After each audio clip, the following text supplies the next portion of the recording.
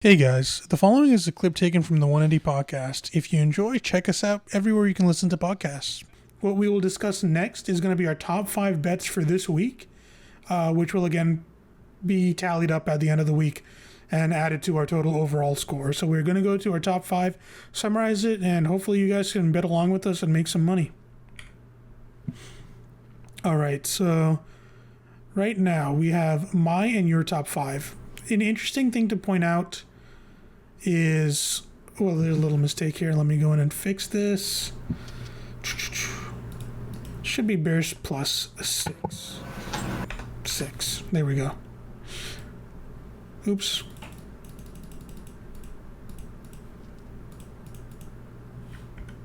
Yeah. Okay, so we have 4 of the same top 5, which is, very...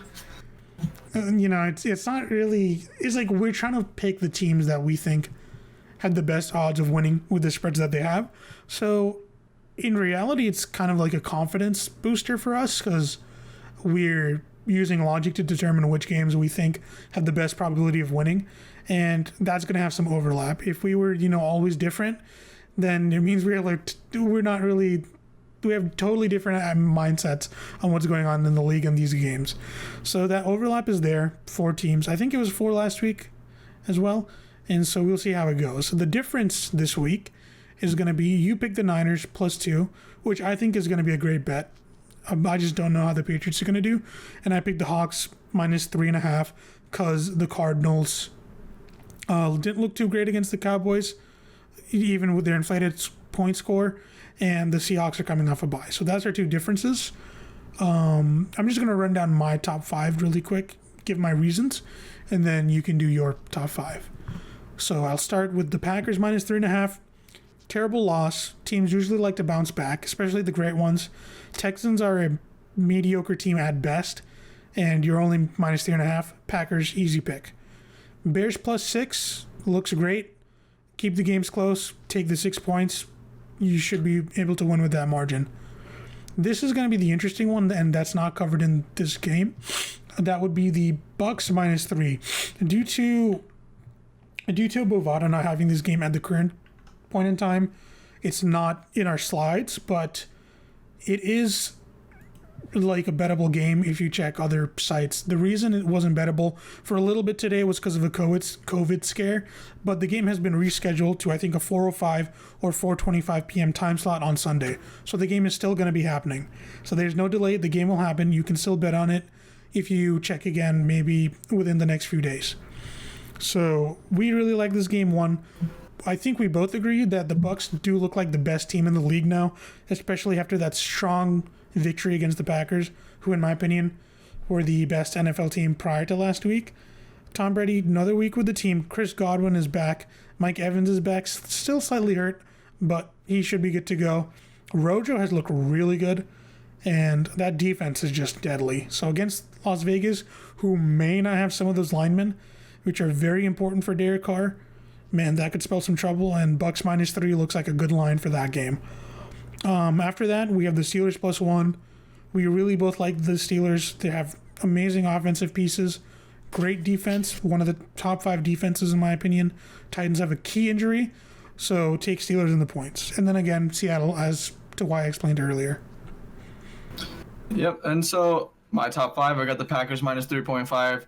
Got to bounce back after an embarrassing loss to the Bucks like that, and better than the Texans, right? That's a team that has been susceptible this whole season. They're 1-5, and the fact that the Packers aren't favored by even more is kind of insane to me. Yeah. And so look for them to bounce back. Aaron Rodgers, that's a bad man there, The Bears plus 6, you've got them always playing close games. The fact that they're not favored is kind of interesting. They have the better record. They've looked better this season. They look more consistent this season. Another week for Nick Foles to get into the rhythm of the offense. I think the Bears take that one. I mean, they may not win, but they'll keep it close. Bucks minus 3. If this is an interesting one. The fact that it's not up is kind of annoying, but if it does come back up, definitely recommend doing this. Last time, the Oakland Raiders, they do look good this season, I will admit. They beat the Saints. That's no easy feat. The Bucks couldn't do it. And so it's a tougher one, but then you consider the fact that the Raiders really lean on that run, and the Bucks are run stoppers. They do not let people. They do not give much room to run, and so even and you couple that with the fact that the offensive line is maybe sitting out this week, and so it's just a recipe for disaster for the Raiders. So Bucks -3, that's the way to go.